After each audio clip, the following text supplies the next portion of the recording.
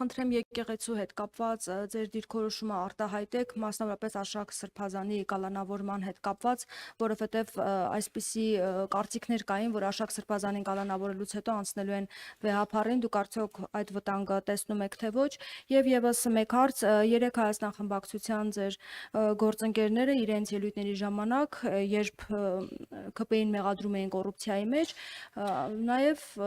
այս ամենի մեջ ասոցացնում էին նաեւ հանրապետական կուսակցության որոշ անձանց։ Ինչպես եք վերաբերվում նման երևույթներին։ Շնորհակալություն։ Նախ երկրորդ հարցից սկսեմ։ Ես միայն կողմ եմ կոռուպցիոն բացահայտումների մասին ելույթներին, բայց եթե խոսել ամբողջական։ Թե չէ մի տեսակ երբեմն այդ ելույթները ավելի շատ ընդդիմության այս կամ այն ներկայացուցչի դեմ են կամ այս կամ այն թևի դեմ են դառնում, քան թե իշխանությունների, ինչը իմ համար անհասկանալի է։ Այդ նույն ելույթում կարելի էր խոսել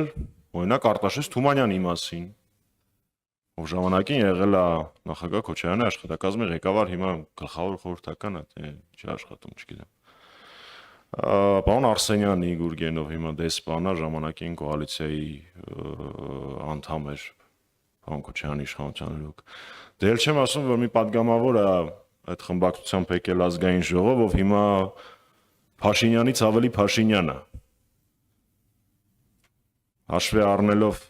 պարոն Նազարյանին, ես միշտ փորձում եմ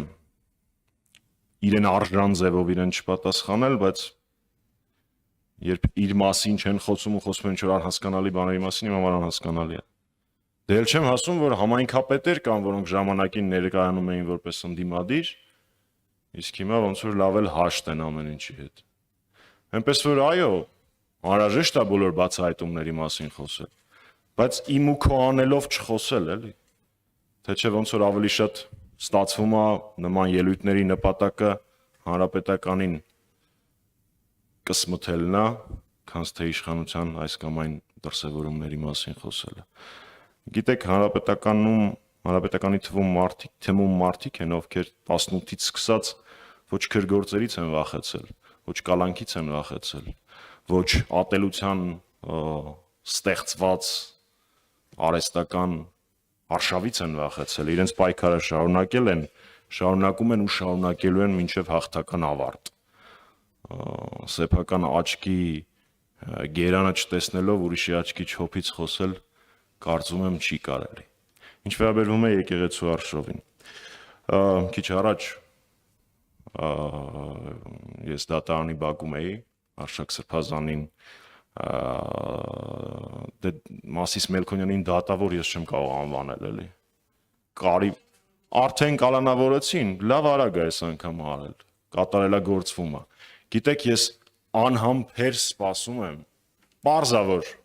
իշխանափոխությունից հետո Մասիս Մելքոնյանը ու իր նման դատավորի կոչմանը չհամապատասխանող մարդիկ դատական համակարգում չեն լինելու։ Բայց իմ առաջարկն է հետևյալը լինելու հետագայում։ Մասիս Մելքոնյանը պետք է Նիկոլ Փաշինյանի կալանքի որոշումը տա, հետո հեռանա դատական համակարգից։ Վերջնականապես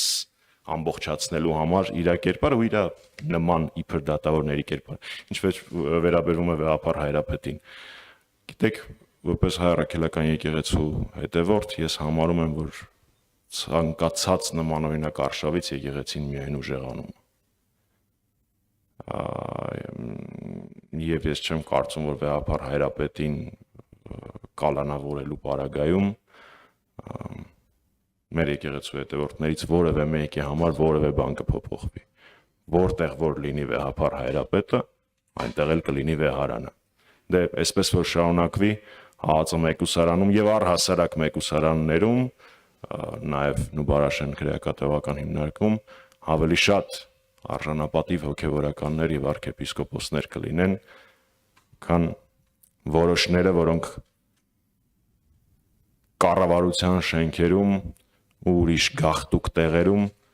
սեփական կաշին փրկելու համար գործարքների են գնում։